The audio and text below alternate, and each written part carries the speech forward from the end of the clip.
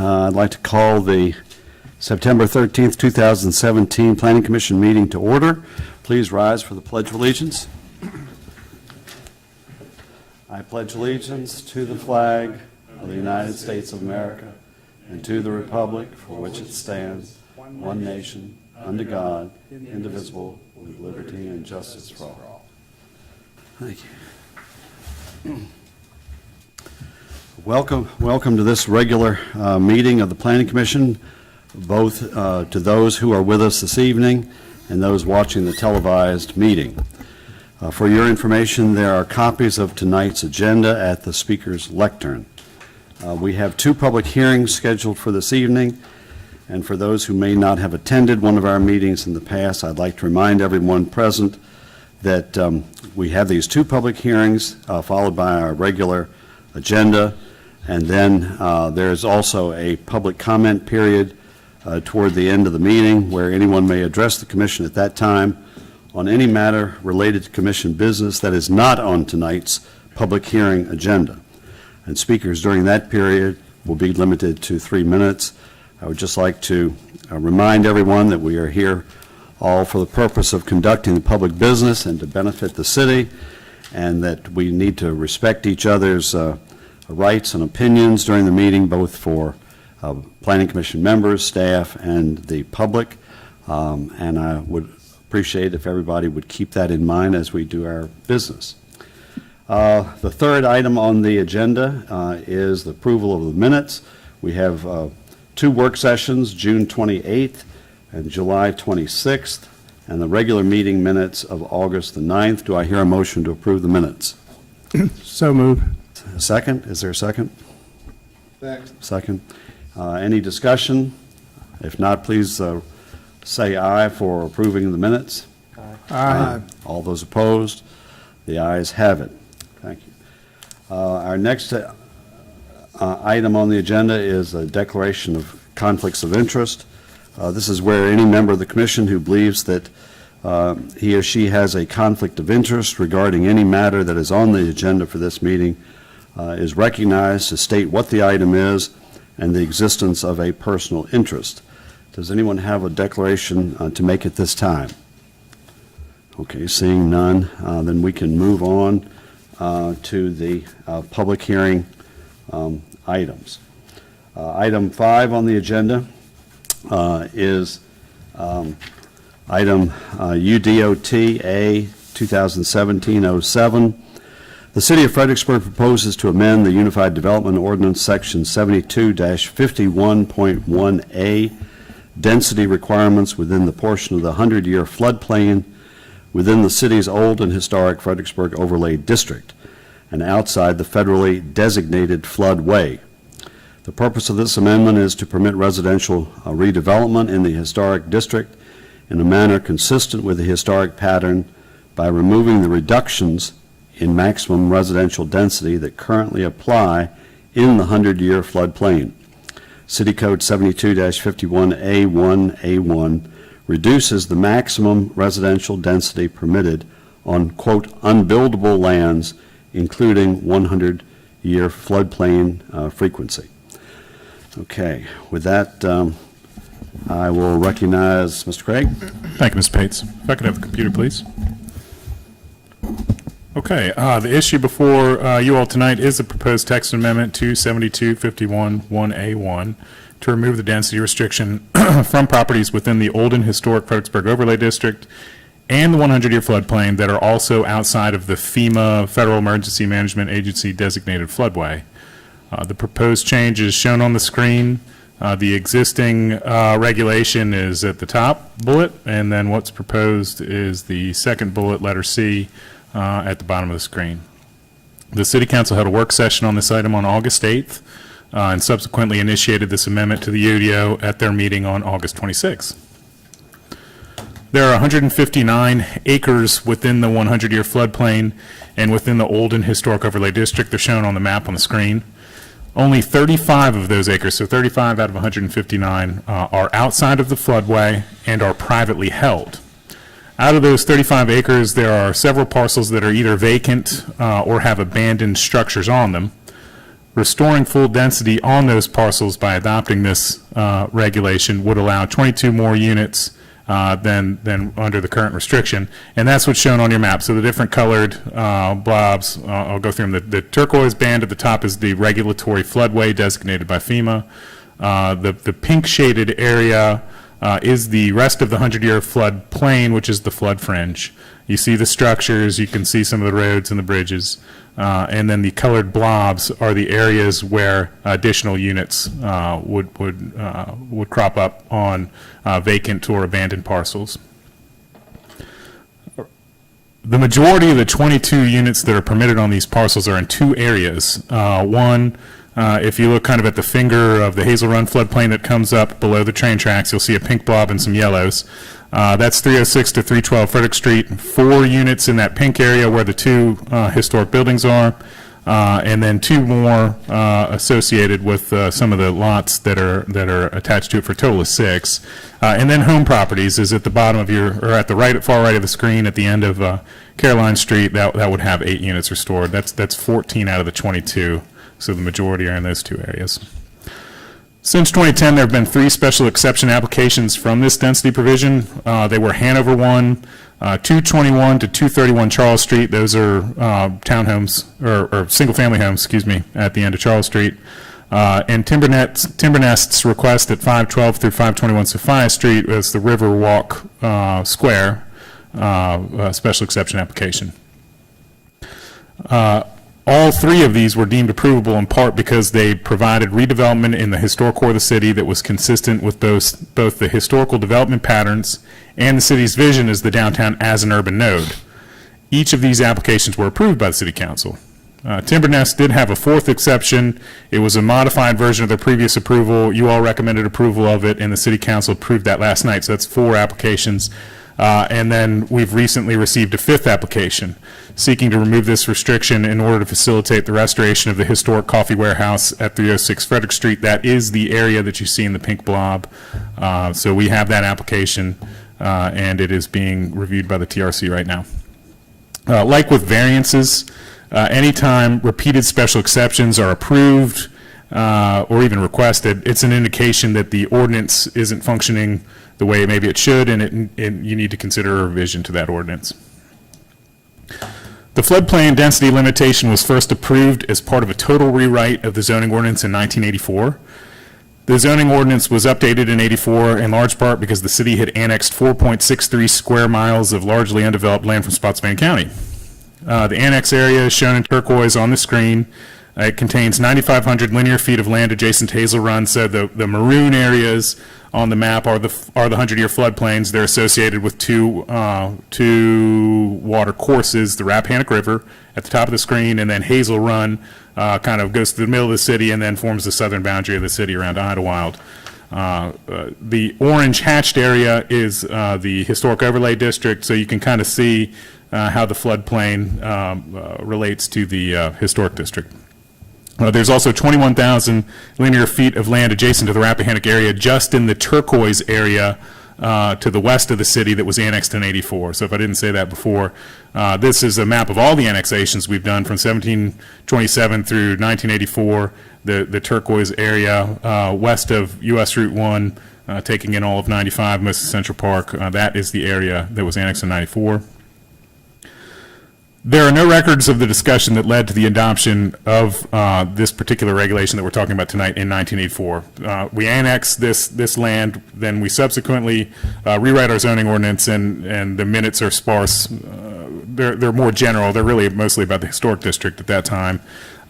There's no specific mention of the reason for adopting this. But looking at the situation at the time, we've made a certain inference. The city had just annexed 4.63 square miles of land. It's got undeveloped streams, riverbanks, and floodplains. This was prior to the Chesapeake Bay Act, and that has since provided more powerful tools for protecting streams and floodplains. It actually protects a lot more of the city, a lot more tributaries. That was not a law at this time. Other regulations in the 1984 ordinance and somewhere in your staff report specifically reference their suitability for the undeveloped lands in the annex area. This particular regulation was called density and open space in the '84 zoning ordinance. It was an early regulation aimed at preserving environmental features in the green fields of the annexation area. The 1984 zoning rewrite took classic 1980s suburban zoning laws and placed them on top of our historic fabric. As noted in the staff report, large chunks of our residential areas were put into R4 zoning, for example, and it made entire neighborhoods non-conforming in terms of density, lot size, setbacks, and other things. It's a process that, the city has been working on since then. They did updates in 91, and then most recently we did a rewrite in 2013. So we've been slowly kind of pulling back on this, and we're starting to do some more of that today with the area plans.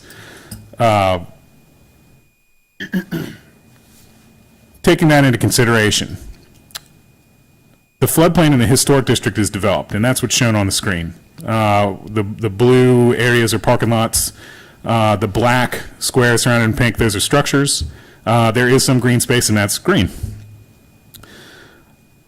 80% of the area within the historic district, within the 100-year floodplain, but outside of the floodway, is either rooftops or parking lots, is 80%. The city's vision for this area is that the west side of Sophia Street sets an urban edge, and the future land use map designation calls for this area to be a relatively dense urban setting.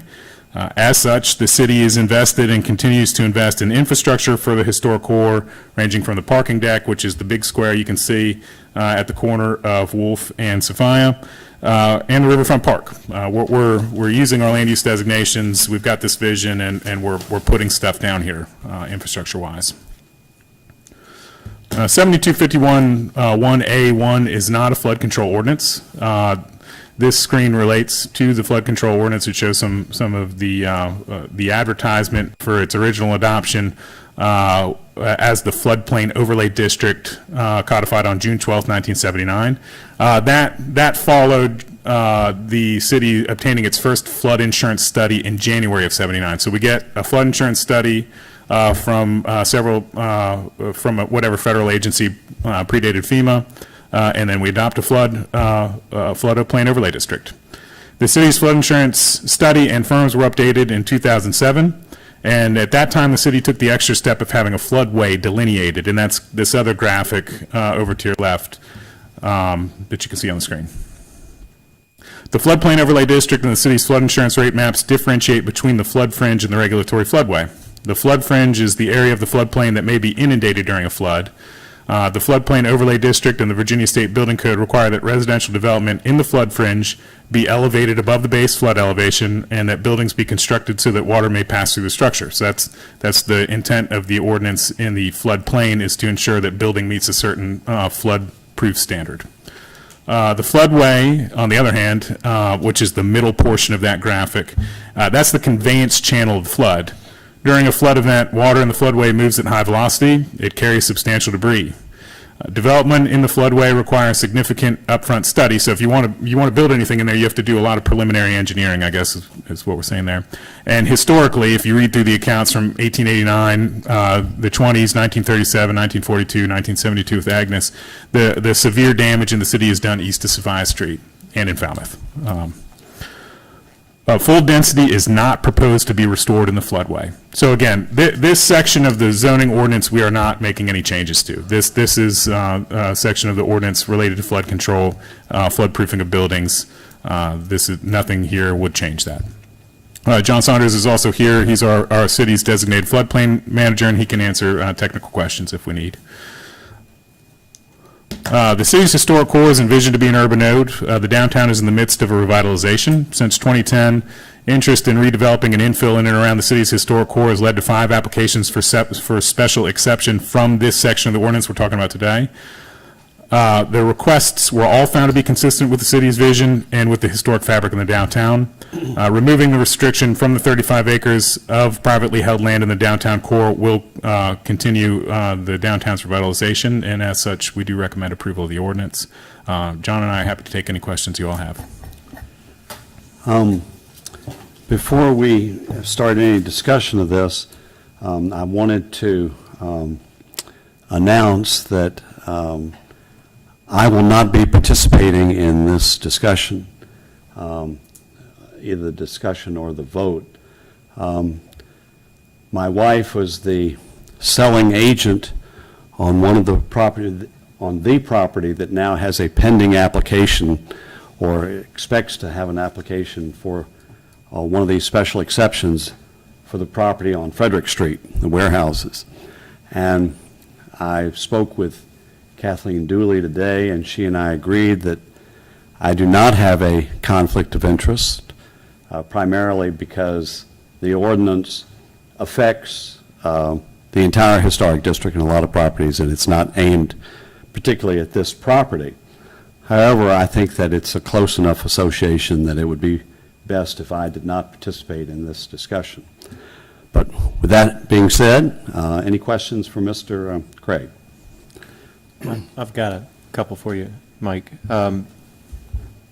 You mentioned the additional number of units that could be restored in the undeveloped property.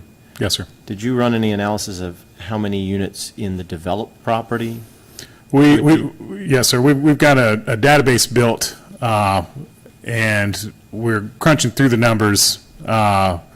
We don't have a firm answer. There's so many nonconformities out there that it's tough math.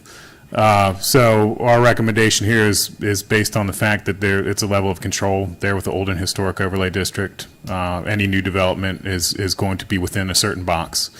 So we focused on the vacant parcels. So it's currently, if you currently have a commercial structure in the flood fringe, you would be prohibited currently from getting the residential density to develop it without coming back in for a special exception, or is it just the reduced? It's reduced. half. Okay. Yes, sir. Depending, and it's a percentage. It's either 25% if your lot is 15 to 25% within, or 50%, anything above that. So that's the current ordinance. That is the current ordinance. Proposal is to restore full. Yes, sir. Because the underlying floodplain regulations that we have provide for design protections that provide for safety of those structures or for the residents and business people who would be in those structures. Yes, sir. Okay. Thank you. Any other questions? Mike or John, somebody building commercial, they don't have to get flood insurance if they wish to self-insure. Is that true? I mean, If you get a mortgage, you have to. well, it has to be federally related though, right? That's what, no, I think I read in these notes that if you had a federally related mortgage, you had to have flood insurance. But if you didn't have a federally related mortgage or had no mortgage whatsoever, you're not required to get. If you own your property outright and you don't have a mortgage that's backed by some sort of federal program, some sort of federal dollars, if you will, then you do not have to purchase flood insurance. Okay. Okay. Any other questions for Mr. Craig? If not, then we'll go ahead and open the public hearing for anybody wishing to speak. They will be granted 5 minutes. And anyone watching or attending should remember that the Planning Commission will not make final decisions on these public hearing items tonight, but simply makes a recommendation to City Council for their consideration and final action. I'll open the public hearing at this time. If anyone wishes to come forward and speak, please do so at this time. That's your chance, John. Okay, seeing no one, close the public hearing. And what is the will of the commission?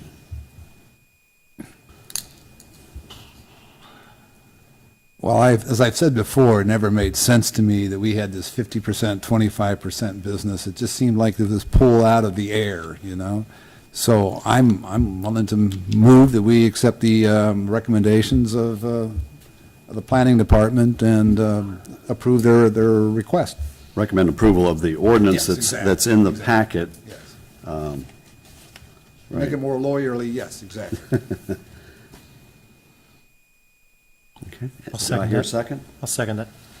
Any discussion? Yes, I'd have a couple questions. Mr. Saunders, could you kind of help me out? If we put more people in these areas, what effect does that have on anything that you're concerned with about the flood fringe?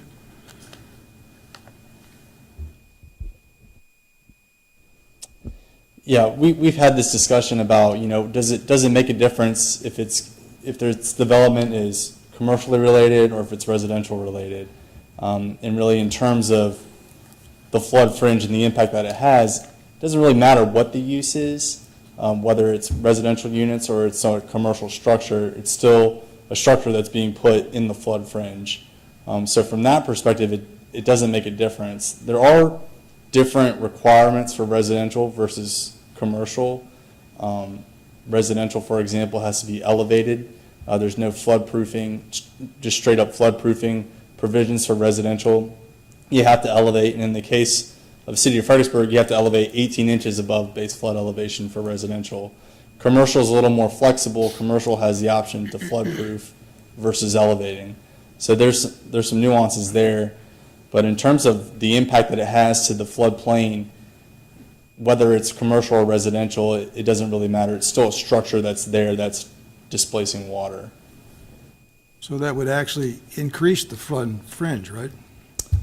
It could increase the flood fringe. The reason that we have the floodway preserved is the floodway is really the conveyance channel of the storm. The flood fringe is the area that gets inundated. So during these events, we want to maintain the floodway as best as we can, which is why we put you through the ringer if you're going to develop in the floodway. You have to do a full hydrologic and hydraulic analysis to determine that there's no rise at all on any adjacent properties in the floodplain, entire floodplain. If you can't demonstrate that, then the community has to accept that you can do that development and you can increase the base flood with FEMA's permission. So it's pretty impossible to do any development in the floodway without some sort of oversight from the city and FEMA allowing you to do that and increase base flood elevations.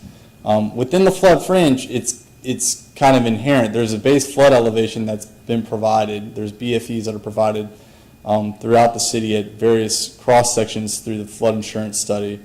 At any point in the city within the floodplain, you can determine what the exact base flood elevation is there based off of that flood insurance study. Development in the flood fringe doesn't increase that regulatory base flood elevation.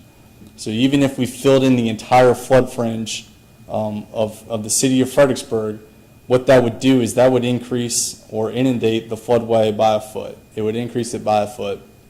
It doesn't have any impact on flood insurance premiums or the ability for us to participate in the National Flood Insurance Program.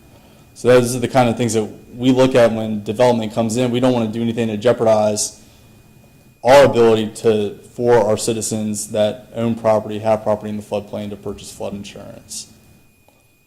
How about the inconvenience, let's call it, to someone who has a residential development inside this fringe? Does that have a big impact to them? This is only going to be once every 100 years, right?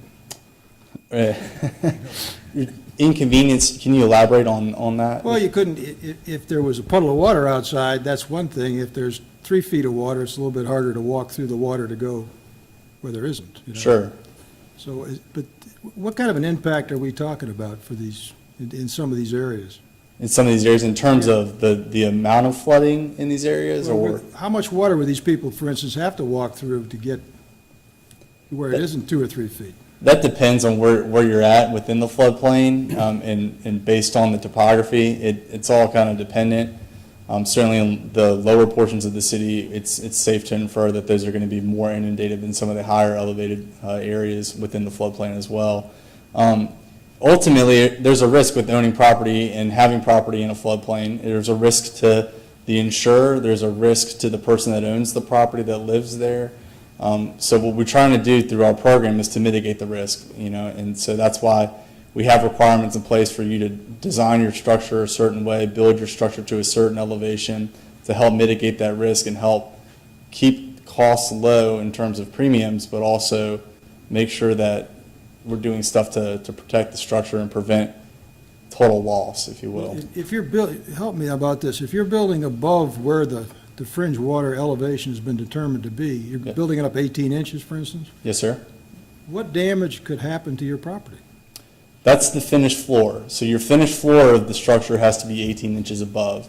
So you still have your foundation that could be below that. You could still have a garage below that. You could still have storage space that's below that. The only way to completely remove yourself from the floodplain is to actually fill in the area, fill in the lot, get yourself up out of it, or if you're kind of on the fringe, on the cusp, you can do additional surveying to determine that you're out of the floodway. So we do have a couple of properties within the city that are shown generally on the floodplain map, but they've gone through the letter of map amendment process with FEMA to determine that their structure, their house is outside of the floodplain, and that's available on FEMA's website. Highlander is a good example of a project that came in and elevated the site within the floodplain to get all the structures up out of the floodplain. Right. That's an example of how they achieved that. But Charles Street as another example, those townhomes there, if you go by and look at those townhomes, all the finished floors are at least 8 feet in the air from looking at Charles Street. So you've got that, and then if you look also closely, they have flood vents too around the garage to resist the hydrostatic pressure during an event to help protect the foundation, protect the structure. Underneath that space within the garage, none of that's finished. None of it's finished space at all. It's just strictly for storage, and that's the part of the requirements under FEMA and the NFIP. So it's basically kind of a minimal amount of destruction that could happen, Yes, sir. assuming it's the 100-year flood. Assuming it's a 100-year flood, right? And it's a matter of when. I mean, we're going to get a 100-year flood again. It's not a matter of if, it's a matter of when that's going to happen. Thank you. Yes, sir. Mr. Chairman, can I ask a follow-up question to Mr. Peter. Sorry. Mr. Peter O'Toole. Mr. O'Toole's question, sorry. Morning, Chuck. Is it, John, is it the flow-through provisions that are now stipulated in the building code, do they minimize the impact of raising the flood level or reduce the impact of raising the flood level? So what our code currently does is for any property in the flood fringe area, you're elevating if it's residential, or you're floodproofing or elevating if it's commercial. That's really the basic requirement within the flood fringe. Within the floodway, you have to do a full hydrologic and hydraulic analysis to determine no rise. And you have to go through that process, and you really have to look kind of big picture what's going on. I know that, but in the flood and fringe, Yes, where sir. there's the stipulation of flow-through provisions, it means that, if I understand this, and correct me if I'm wrong, that it's the width of the walls that displaces potential flood waters. The waters can actually go inside the building, and so that it's not the whole building isn't raising the flood. It's just the width of the walls themselves because of the vents that are required. Right. Well, the vents are really there to protect the structure, and it's really there to protect. Right. Vents are sized based off of the footprint of the building, and they're sized appropriately for that. And that's to resist hydrostatic pressure against the building. And it allows water to pass through, yes, but that's not the primary design. Is so that there's not pressure building up against those walls. We had this discussion, we touched on it briefly when Highlander came in, about what is the impact of that amount of fill on the floodway, on our base flood elevations within the city.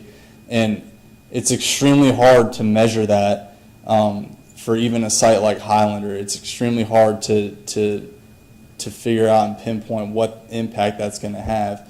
For that process too, FEMA had to go through and actually also verify that wasn't going to have an impact. They went through the CLOMAR F and the LOMAR F process, which they'll follow on once they do the development.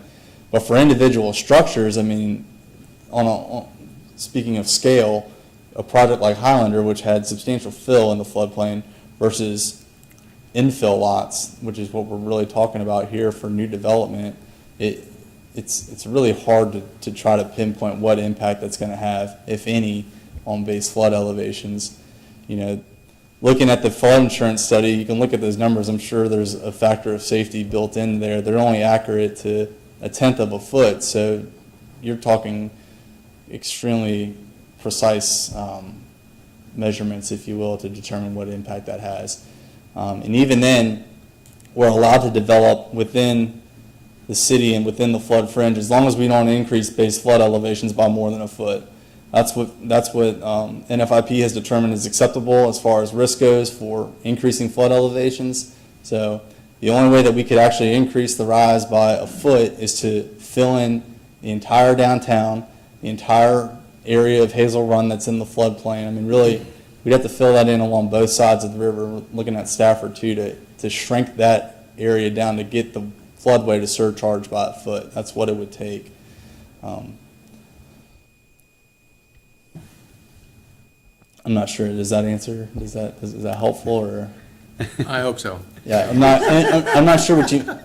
I mean, on the flow through provisions, are you speaking specifically on flood vents, or? No, I was just saying there may be a perception among some that the entire structure takes up the volumetric space of floodwaters, when in fact, because of the flow-through provisions, which you're right, that's primarily for the foundations, there's water that goes inside the structure. So the only volumetric three-dimensional element that is displacing water is actually just the width of the walls themselves. But maybe I'm getting off on a detail. Sure. So in terms of, yes, it will, if there's more structures in the flood plain, yes, there would be, but we're not talking about the entirety of the structure displacing water, simply the walls of the structure, that the interior of the structure, water's going to go in there because of the vents and so the impact of, I think I beat this dead horse enough. Thank you. I think I'll just leave that one alone. Okay, thank you. Any other discussion? We have a motion that has been seconded. Hearing none, please cast your votes. Oops, Hey, we're not getting any juice here. Juice. we're out of power. Okay, try Must be now. a flood somewhere. Got it, okay.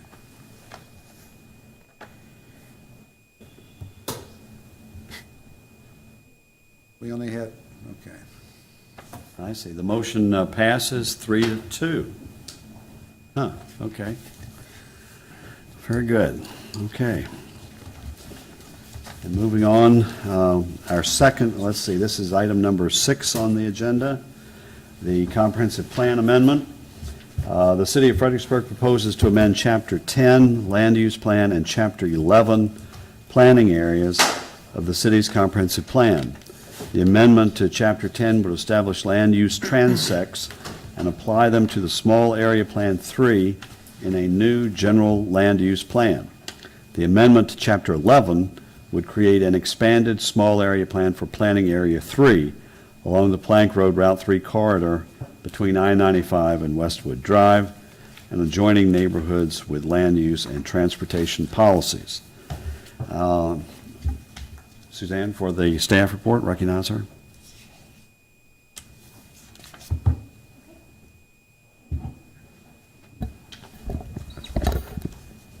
All right, so both of these amendments would be to Part 3 of the comprehensive plan, which is the land use section. The first, as you said, is the amendments to Chapter 10, which would include the introduction of transects and a general land use plan. This would establish the use of transects and therefore allow the incorporation of a form-based code and elements into our other tools and planning elements.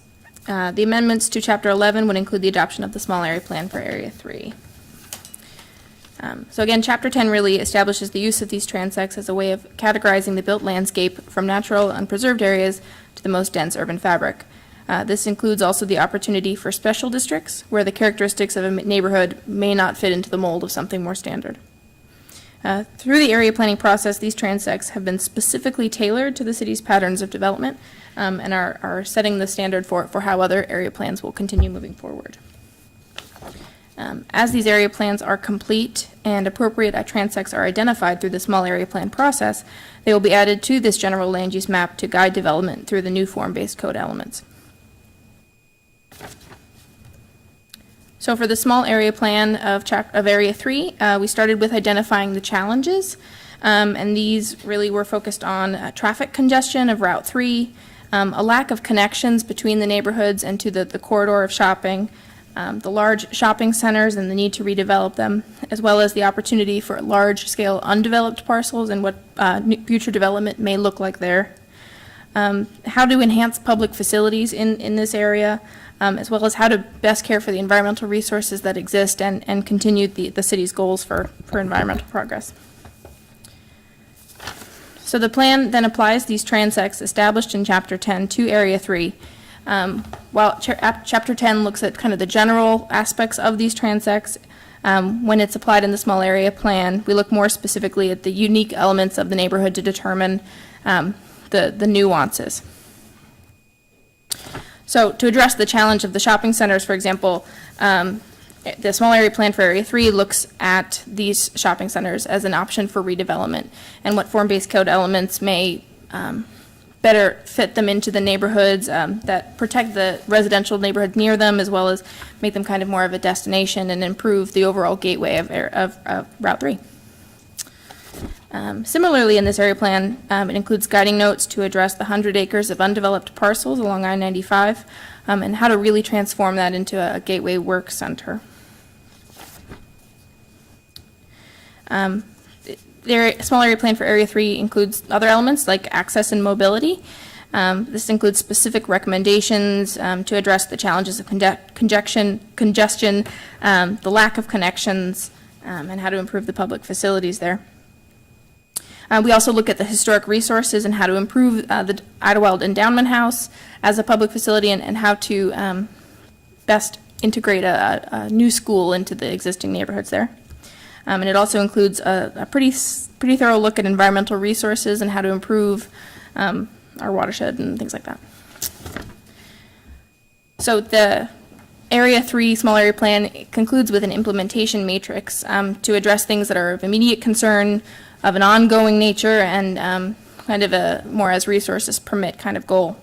All of these really look at the challenges that we identified at the beginning of the small area plan, including how to address the congestion through the adoption of the VDOT STARS program, how to encourage pedestrian safe crossing and connection to the corridor, how to reduce the clutter of the highway-oriented signage, which would overall improve the gateway, and then how to, the best alignment for construction of Gateway Boulevard to really prompt the development of the Gateway Work Center. To include regulations, it looks at how to best rezone the commercial shopping center into the more appropriate commercial highway zoning district, to develop a PIOS zoning district to implement the T1 and preserved open space in the area, how to implement the TMDL action plan to address the environmental resources called out throughout the area plan, and includes an option to look at the PDC and PDR regulations to make sure that it would best suit the T5W gateway workplace. Public improvements implementation really hope to address the public facilities, include the redeveloping of shopping centers to bring about the vision of the T5C notes for revitalization, the trails extension plan, which is called out through the access and mobility section.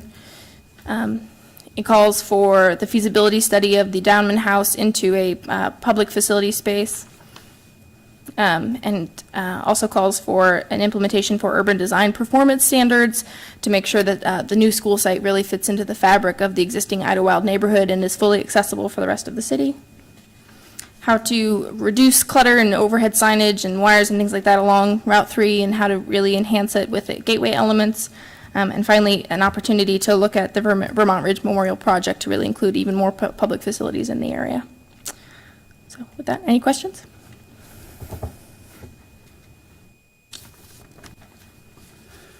Okay. Hearing no other questions, I'll now open the public hearing. If there's anyone present to speak to the ordinance amendment, please come forward. Seeing no one here, I'll close the public hearing. And it's open for discussion on what's the will of the commission. I've got a couple of comments on the document. First of all, I found reading through it, actually sitting and reading through it, it's pretty clear, it's logical, it's understandable, and I think y'all have done a very good job putting this together. It's a complicated thing to put this together and then plan for your future zoning ordinance changes, and from what I am reading, I see how it will fit in the future, and I'd like to commend you guys on a job that I think is well done to this point. I have a couple of comments, and actually my comments are more on the front end of what you had in where we're describing some of the zones, our transect zones. trying to think through how these zones would affect other small area plans. And I kind of read through some of the verbiage you had in here, and I had a few comments that I just wanted to share. One of, and they may be, some of them may be ticky-tack, I'll just try to get through them quickly, but I noticed that in the description of the T3 district, the description of that district on page 118 said that it consists of primarily low to medium density residential areas with minimal mixed density residential. I don't know if that's a typo or if it's supposed to be minimal mixed use, or what that was intended to mean there. I don't know what a mixed density residential project is, I think that's the opportunity where if you continue that graphic across, right? I'm gonna rip mine out so you can line it up. Ooh, maybe not. So continuing T3 across, there is the opportunity for cluster homes, and where appropriate, where it's specifically called out in the small area plan, potential for small developments of single-family attached. So I think Trying to that's, keep consistency between the, in the smaller areas between the types. right. So while T3E is designed to be pretty much only single-family detached residential development, the T3 neighborhood could have opportunities where it's specifically called out in the small area plan, where a quadplex would be okay, or one row of townhomes might be okay. Not that it will in every case, but it has the opportunity to. And how do we plan on, how do you think that would be, how do you protect that? Once you create the T3 with that language, and then you have the zoning, underlying zoning, how does this language, I understand the intent, but how do you prohibit or prevent someone who wants to build something that's a townhouse project in the middle of a single-family residential if the zoning allows it, and this language here kind of says minimal mixed use? I mean, how is that enforceable? Right. Easy answer. Yeah. Our zoning doesn't allow it. Yeah. The T3 areas are R2 and R4, and that's just, they're single family. Okay. So like in the last report, when we talked about that R4 getting plunked down on a lot of our mixed unit style neighborhoods, these T3s, they don't have that mix. So the R4 fits pretty well. Okay. Right. Thank you. Well, but if somebody came in for a rezoning in that area, Grounds for denial. then this comp plan would support a townhouse project, because it's a. It says minimal mixed. Right, Okay. but If it it's appropriate. it So, doesn't so looking preclude it. specifically at Area 3, for example, you've got, where have we got? T3. So Idlewild is a T3 neighborhood, right? And that's a very successful mix of single-family detached and attached homes. You know, it's not the majority of that neighborhood, but it fits pretty well, and it's all a good mix. My comments but were that's about a- that's a T3. PUD. Yeah, I'm catching up. That's totally different. Yeah, Okay. T3 is a different, I was talking about T3E, so I understand what you're saying now, and, Couple other things. Under T3E and T3, we list building heights at 1 to 2.5 story. I think there's some 3-story units in Idlewild. I think some of the towns and some other things are 3-story. Why did we arrive at the 2.5 max?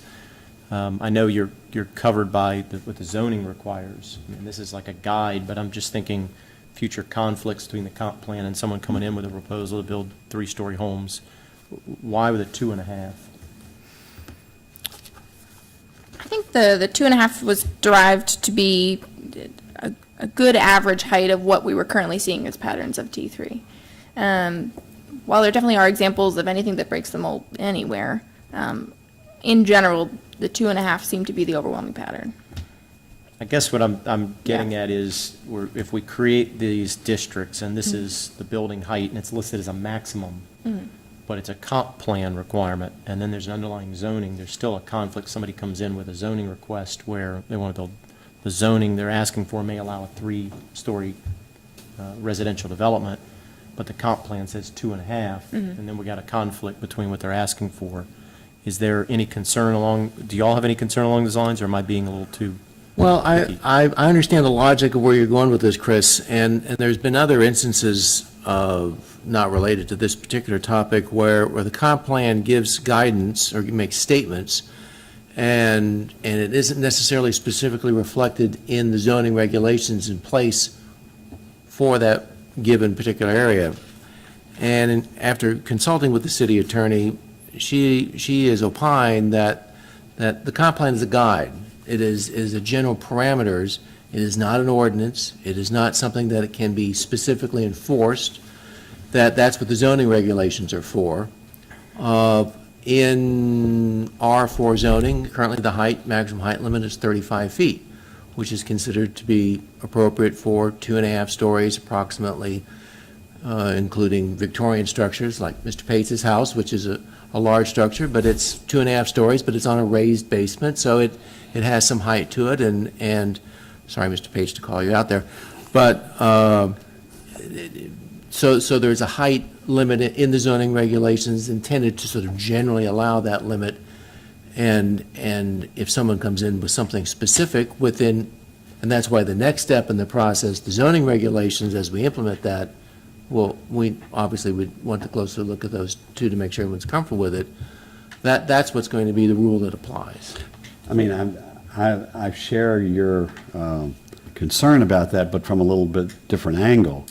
And that is, it seems to me, and this is true throughout the document, I think that there are a number of instances where our comp plan is being too specific and can be used for or against a development that I don't think that's supposed to be the intent of a comp plan, is to be this specific. I know that the area plans are being done to drill down and to get a close look at each area, but I think in a case like this, we'd be better off with no statement about height. Well, and just to point out another example, when you look at the T4 district, it says building heights 2 to 4 stories. If I wanted to build something, I wanted something zoned in an area, and I wanted to build 1 story.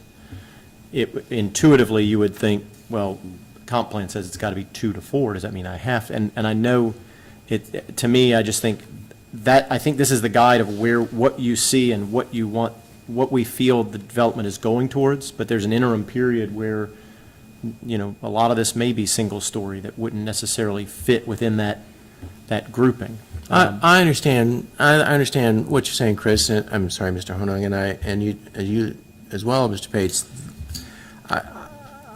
I think there is a middle ground here that we should try to attempt to find that gives folks who read the comprehensive plan some degree of what is expected in a given area, without it being so precise that it becomes a pseudo zoning ordinance. I don't think anyone wants that either. Perhaps we can insert generally it is expected development would be approximately. I don't know, we could put qualifiers in there to sort of indicate that it is a general prescriptive as opposed to a definitive limit, and I think that's something we could do. Yeah, I think just by calling out building height and use and these kinds of, these things, it does sort of mirror the zoning ordinance, and so I think it could potentially create some cause for confusion. Well, we can certainly add that kind of text in there. We can talk to the city attorney, see if she has any concerns about this. We did have conversations with the Street Sense folks because they're the ones that came up with most of this, suggestions on the stories, and as I recall, we did have a conversation along these lines, and their issue is, particularly when you get into the commercial development, you say medium density commercial development. Well, what does that mean? And so for folks to understand what do you mean, we're talking about whatever it is, 4 to 5 stories as opposed to 8 to 10 stories. What one person's medium density is another person's high density or low density, and so I think some numerical parameters make sense, but certainly we can put qualifiers in there. But also on something like that, like if you're putting a height number like this in there, then when the city may want to change its zoning ordinance, then you got to go back and amend this too at the same time if you're that specific. If in a given area, this document says 4 to 5 stories for commercial development, and the height limit in the zoning regulations is 50 feet, and then we say, well, we're going to change it to 60 feet, well, or 75 feet, well, that's going to add 2 or 3 more floors. Well, that's a density level increase, and we ought to be looking at the comprehensive plan to make sure that's what it ought to be said, and amend the comprehensive plan to make sure that that level of density makes some sense. So Yeah, I like your generally, this is a vision, and this is what you see 20, 30, 40 years out of what it converted to. I'm worried about some of those conflicts as people who are coming to the city are looking at an area and reading a Understand. comp plan. I understand. Under the T5C, the use is listed as mixed use but predominantly commercial. A lot of our, it says, but up above, this transect zone should have limited higher density commercial activities. I guess my question is, why is it limited when you have commercial activity is high? Maybe that's just in the text there, but to me, when it says mixed use but predominantly commercial, we've been talking about how our redevelopment opportunities are primarily residential coming in the future, and that language of it being predominantly commercial, I'm not sure is necessarily correct. I mean, I'd like your thoughts on that, but if you take, for example, some of the redevelopment concepts we've looked at, some of the strategies, most of the redevelopment that would occur on those parcels is envisioned to be residential. So that was just a Yeah. comment on that. I mean, I feel like, redevelopment definitely has to include residential portions. I mean, that's what the market study has said. But I think as an identity, it has to maintain some commercial aspect, right? The cornerstone of those redevelopments still have to maintain a commercial identity. But I definitely get where that would be a little confusing there. Opportunity to clarify for sure. And then, the last thing I have is there's, in almost all of these, we talk about the floor area ratio. And it says up top on the description with floor area ratio of up to 1.0 to 3.0. Why the two levels? Isn't it up to 3.0, or is there some reason why both of those are in there? Again, it was intended to be a general range of what the upper limit was, because Because you have multiple zoning districts in there. right, and multiple situations, and we didn't want to say, a 3.0 FAR everywhere necessarily, and so it was, again, it's instead of a thin line as a limit, it's a fat line that's a limit, so that there's some flexibility, like we were talking about before. Okay. All right, that's all I had. Those were the major. Great. Make sure. Other comments? I'm sorry, one more. I'm sorry, everyone. Sure, that's all right. In T1, the use is active and passive recreation only. Just curious, would you all feel that that definition would cover potentially commercial recreational uses? Like if that were along the river and you had an outfitter, or if you had a visitor's center or an equestrian center within a preserve area, would that permit that with that definition of it being active and passive only? Or would you envision, would those qualify as active recreational uses? I think the focus there is the nature of the recreational use, not whether it's public or private. So, yes, an equestrian facility would be active. That would meet active that definition. Recreational activity, whether it's a privately operated one or publicly operated. Okay, thanks. I wanted to go back, and you all may have seen my email yesterday about what changes have been made to this since we last saw a draft. And I glanced through that but didn't get a chance to really study it very closely. I was wondering, Suzanne, if you could tell us what are the half a dozen or so substantive changes that you think are Sure. worth noting? So I think as a general rule, it wasn't any sort of major additions of content, but really more of an opportunity over the past recent months since we've talked last about it to clarify, and where words may have been a little bit confusing or clunky, to trim, to specify, to make sure that we were as consistent throughout, knowing that we really are establishing a pattern here. Also, since we've gotten further in our drafts of coming UDO text amendment changes and things like this, wanted to make sure that we were addressing any of those potential changes and really making sure that they were set up well to fit within the comp plan, and that the comp plan was clear in what it expected of those amendment changes. What were some of those, do you think? So, including more specifically elements about protecting neighborhoods and emphasizing the need for appropriate transitions where commercial shopping centers currently abut existing single-family neighborhoods. So, wanting to make that language as strong as possible, wanting to make sure that proper emphasis was placed on frontages throughout, and that's something that's we've really refined recently.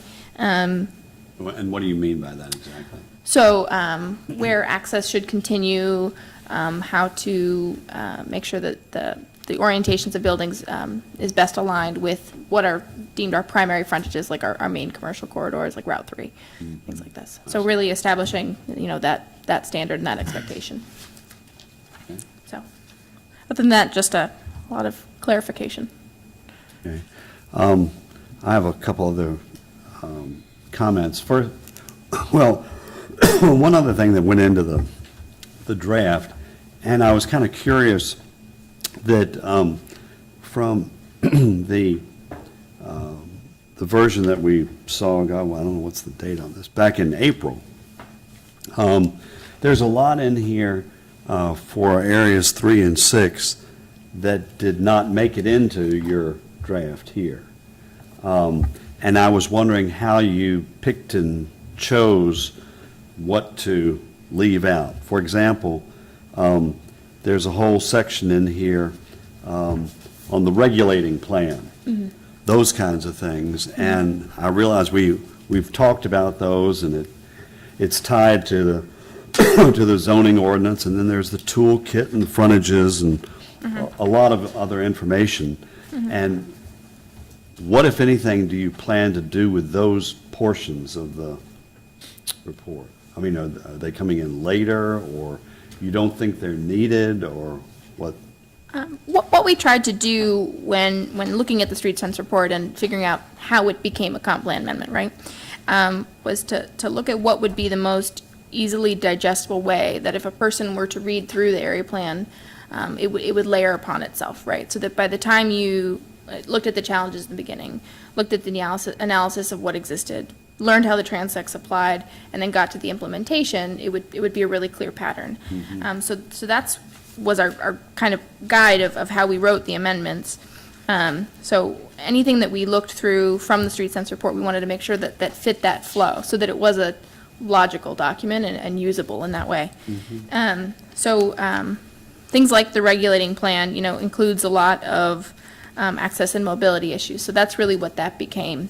And the toolkit kind of just became the opportunity for expansion upon the application of T5C in Area 3, right? So those same elements are present throughout the area plan. They're just kind of put into the most appropriate place.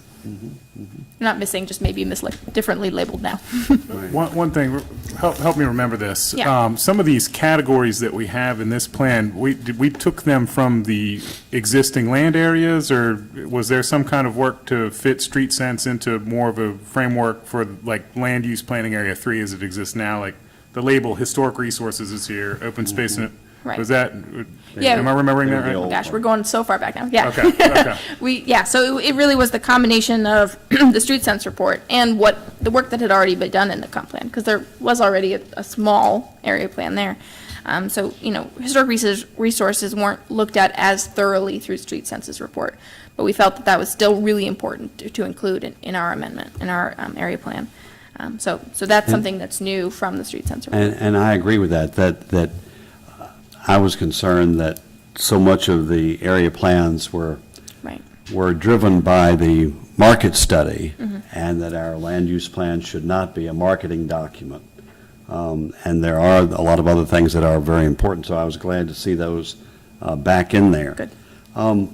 But in terms of what you put in here in the memo about these 9 major areas that are treated here, I think those are all good, and I think there's a lot in this comp plan amendment that is very sound, and I think that Street Sense and you all have done a very good job in identifying some of the needs. I think the transect concept is very useful, and I think that will lend itself to, application throughout the city. I do have several questions and a concern or two. I still think, and I think I mentioned this during one of the meetings, that I think that the areas that are designated open space, public areas or whatever, should show those areas that are either now publicly owned or are anticipated to be public facilities. Like the Smith Run Park area, it's just shown on here as a open space, but it's actually, I think, conceived of and should be endorsed by the Planning Commission and Council as a public facility in the future. And I think it would be informative to people to show them what the city currently owns and plans to do something with as part of this. Because when you just look at this, you think, well, that's just open space.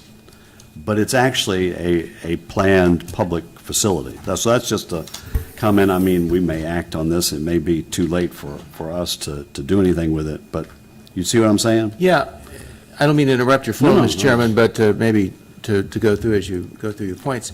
I think the concern I had was, clearly I think it makes, I see your logic or see the idea of differentiating between what we now own as public versus what is not publicly owned. I don't want to cross the line and have the city adopt a land use policy for privately owned land that can be interpreted as a taking. That we do not want to, we want to say that I think we want to be careful and say we may want to consider having this land to be public open space without sort of going so far out there that we have Right. and de facto rezoned it. I don't think we want to do that quite yet. So And- your areas on the map here that are, what's that, Transect T1 or whatever? I don't know which one Right. it is. I mean, and probably what we would do is, and maybe we need to make this clear, is the PIOF zone is intended to be applied only to publicly owned land. So private land that's shown in the plan as future open space, we would not rezone it from R2 or whatever it currently is now. And if someone came in with a subdivision plat for their R2 land, even though it's shown as open space, we would go to members of council, to the city manager, and say, well, you adopted a plan saying you wanted it to be open space, but we're getting a subdivision application. Do you want to come up with funds to acquire it, or do you Well, want to what move on on? here now is that T1? Is that what that is? Which one? T1, the natural space. For the areas that are, okay, like an example of what you're talking about, I guess, would be the Hilton property, that there's a square in there that's designated as open space, T1.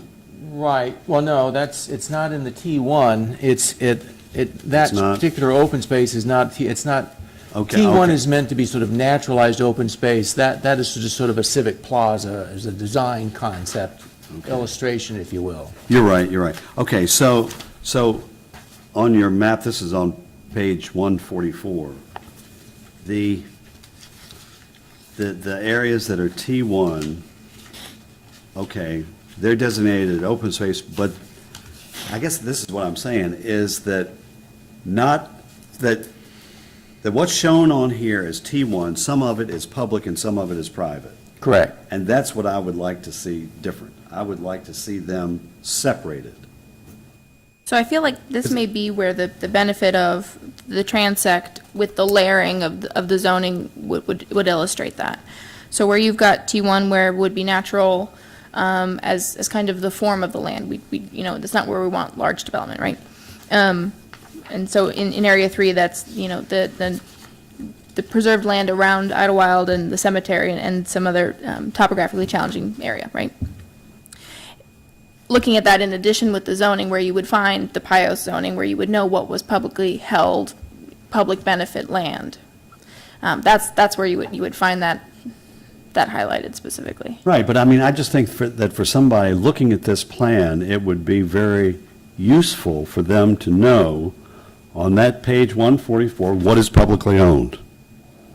Because the city has basically already made a decision that this is going to be open space for public use and it's publicly owned, as opposed to the other portions that are private and that could have some development on them. They're not rezoned that way. Like, for instance, around Idlewild, doesn't the city now own the open space? Yeah, so that should be labeled as public open space. I hear what you're saying, Mr. Pates, and I think we need to get to where you want to go. I turn your attention to page 153, Okay. which, while the map is labeled, access and mobility, it also shows open space elements, and perhaps we can use this map in conjunction with the other map.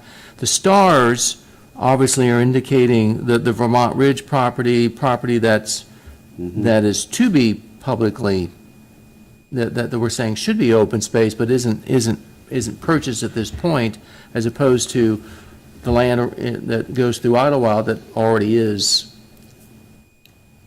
under, its ownership is already settled. I hear what you're saying, and I think that's a good comment, and I don't know how we'll solve it, but I Yeah, think we can do something. But the thing is, we tend to know what these properties are. Right.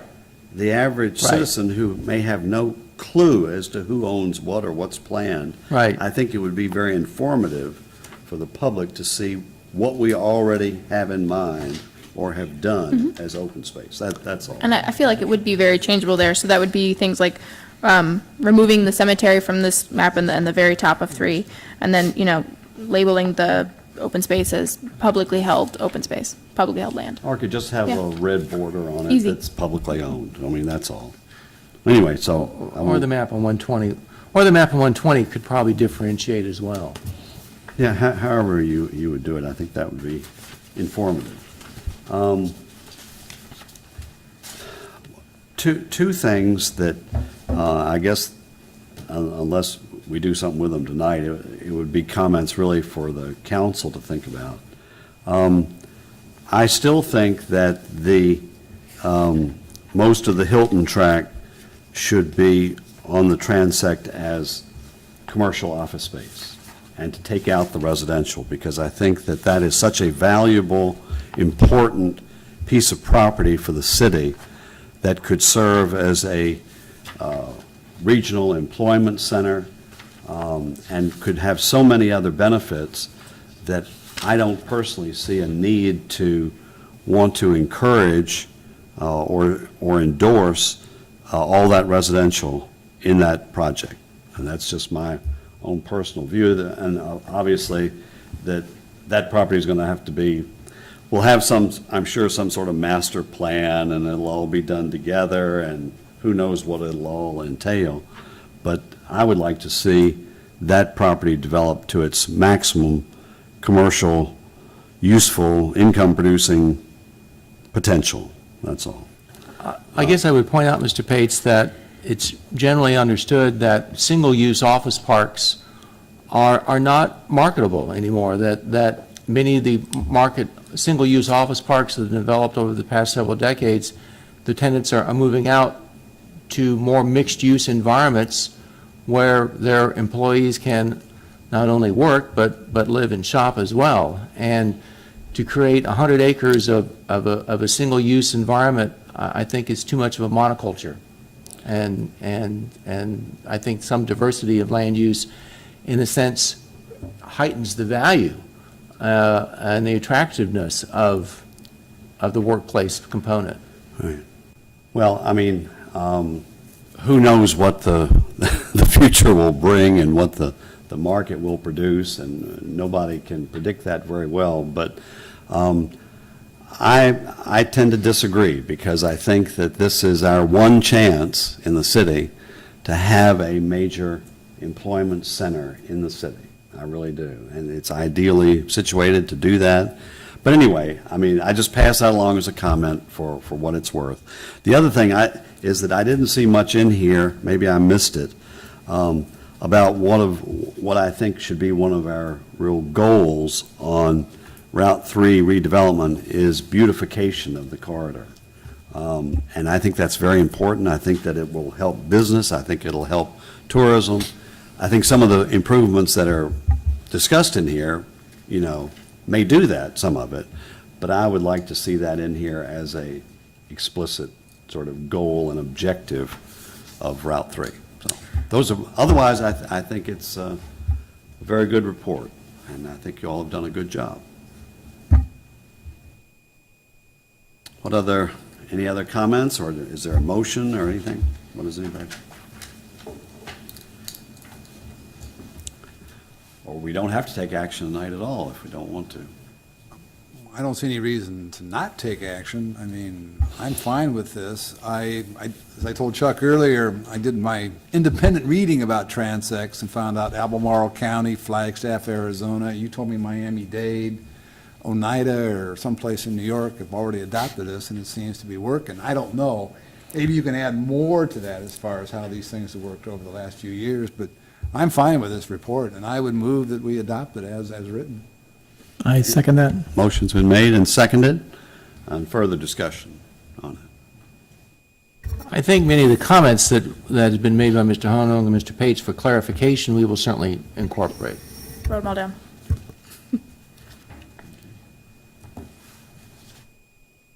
Roy, aren't you going to say something tonight? Any other discussion? If not, please cast your votes.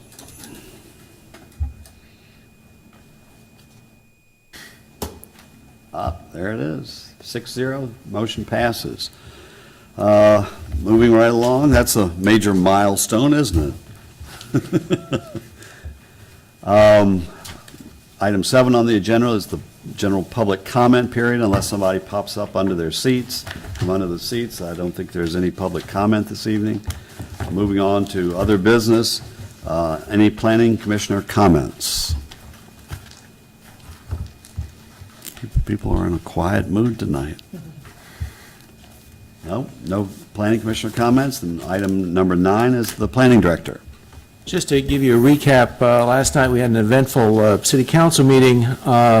The special exception requests from Metacorp for various signage proposals in and around the hospital met with mixed success. Council expressed concerns that many of us in staff weren't quite aware that they had these concerns. That hadn't been previously expressed about putting signs in the median, which, okay, that's good, but we found that out at the meeting that they weren't too thrilled with that idea. So the two signs on the one on Mary Washington Boulevard on the northwest side of the hospital campus, and the other one that was just off of Callan, they were okay with. So we're sort of back to square one, at least for those two signs in the median. Mr. Kelly made his ongoing, he's very consistent on this objection to the concept of special exceptions, despite what I personally believe are somewhat unusual circumstances of the physical relationship of the hospital being some distance off of Route 1. And anyway, and so we may have to see if we can approach this for him to be more comfortable with this from a different angle procedurally. At the very minimum, something will be coming back to the Planning Commission at some point. So did they approve any of them? Yes, they approved the one up on Mary Washington, the northwest corner of the campus, and the one that's close to Callan. So they approved two of them that are mostly, generally speaking, on site, but these two obviously off site in the median. It just didn't. It's a shame that because they have two very good locations for that, the sign to replace the former sign, either where the medical condos are or the CVS would be ideal locations for that. Both of those property owners are unwilling. Well, maybe the city can use its influence. Well, I don't know about that. Mr. Peroy had a good evening. His two additional units with the special exception, that was approved, and the Red Dragon modifications and food truck, that was approved as well. Other projects that are coming down the road, Mr. Adams' Coffee Warehouse has had a little bit of a hiccup Monday night at the ARB. The ARB was comfortable with the townhouse design and demolishing the old furniture warehouse building, but was not comfortable with the proposed new building. We're not certain what Mr. Adams is going to do. This may be an appeal to City Council. I don't know. That was slated to come before you all at the October meeting for various land use approvals. If Mr. Adams gets his appeal in by Friday, we can advertise it and decides he wants to appeal. I haven't spoke to him. I don't know this. I'm just speculating. If he gets it in by Friday, we can advertise it for the October 10th meeting. Planning Commission meeting's October 11th. But if he elects not to do that or think about it or whatever, then I don't know that we're going to be comfortable moving ahead with this, becoming to you all without the ARB issue being resolved one way or the other. So that's out there, and we'll see how that works out. The sign ordinance was scheduled to come up last night, but was put off for 2 weeks. The vote on that at the first reading was 4-3, and Mr. Ellis was not present at the council meeting last night, and so in order to have everybody present, that was put off for 2 weeks. So now the 4-3 vote was on what? The sign, the main sign ordinance amendment, the big sign ordinance changes. But that was not on what we recommended. Variable message boards and PDC. There was an additional provision about outlining windows in the downtown. It was very similar to what the commission recommended, actually, but that only passed 4-3, and they, and actually at the council meeting when it passed, there was sort of competing motions, and it was relatively complex figuring out, but it ended up being pretty close to what you all recommended, so. So that. But they were allowed in the, Variable message boards were allowed in PDC, but not anywhere else for any other thing. so that's allowing them more than what the Planning Commission. Right, but there was no provision for gasoline stations or institutional uses or whatever. So Okay. so it was similar, but not, yeah. So that will be coming up in 2 weeks. Tonight, we had anticipated bringing to you all ordinance discussion at a work session regarding ordinances that would implement Area 3, but since we got the action from council to initiate the actual amendments, plan amendments, that obviously took some precedent, and we had the other item, the other text amendment as well. We're working on the ordinance amendments. We only know we get one chance to do it right the first time, and so we want to do it right the first time. We had talked about potentially a work session on September 27th, but that's running in conflict with another activity that we're also trying to plan to see if we can get some traction for the Creator Maker District along Princess Anne and Route 1. And there's going to be a speaker by a gentleman by the name of Todd Barman who will be speaking. They haven't tentatively got a location. It'll either be in the district or it'll be at Dorothy Hart. It'll be somewhere probably in that area to sort of explain the concept to property owners and the maker-creator community in general and get some, there's going to be a survey that's going to be coming out. We'll make sure you guys are on the list of the survey so you at least see what the survey questions are and say you may be interested in becoming a potter, Mr. Beaver. I don't think so. And, I retired for a reason, but. and So who is this person who? Todd Barman works as the national consultant that works with the Main Street organization on the national level to help communities institute Main Street programs with a focus on this sort of creator-maker district concept. So he's experienced in doing this in other communities, and so he's coming on the nickel of the state Main Street program to sort of both explain, answer questions, talk about experience in other communities. Well, what do you think about the idea? Why don't we have a work session with that? And we could have a meeting, call it to order, and then open it up.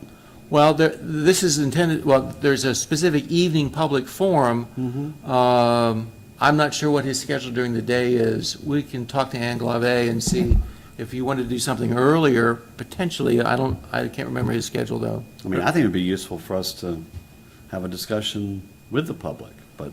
And You all should certainly attend if you can. The meeting, the way the meeting is being set up now, we've put a survey together to gauge demand. And we're shooting it out to as wide of an audience as we can to people in the business community or that maybe are interested in this maker thing. And we're inviting them all in during this process. So that's kind of how we've set it up. I hadn't thought about doing it in a work session. Or we could even have a work session there that started at 6 and the public meeting could start at 7:30. It's And we not could, a- and we could have a work session on Area 6. Okay, it's not a bad idea, but I don't want to promise because Ann Glave is kind of in charge of his schedule. I don't know what she's got up her sleeve yet. So, but that's not a bad I idea. mean, that that's just something to think about. we can invite commissioners as well as council members, although we have the We are going to send it out. meeting issue. We don't want to have more than 2 or 3 people present. Anyway, well, let's see if we could do that. That sounds like a good I idea. hadn't thought about it. Some I hadn't idea. thought about it, so, yeah. Okay. Okay. So that leads probably at October 11th to a work session talking about the ordinance. The only thing that we now have potentially on the agenda would be the coffee warehouse, so we would have time that evening to kind of get into the ordinance after we finish that, assuming that, whether or not that's happens is on the agenda or not, let's go ahead and plan for the October 11th session. It'll be just a work session, or it'll be a work session after we do the coffee warehouse stuff. I don't know how other people feel, but I think it would be useful to have another work session on Area 6. And maybe, that's why I was thinking it could be combined. That's coming next. We're trying to do this somewhat sequentially so that we don't hit you and everybody else with a series of, so we wanted to sort of finish the thought on Area 3, but obviously things are overlapping a little bit. We can have the discussion with Todd Barman on the 27th regarding Area 6. We can certainly get into it then. I'd like to focus the ordinance component of Area 3 on October 11th.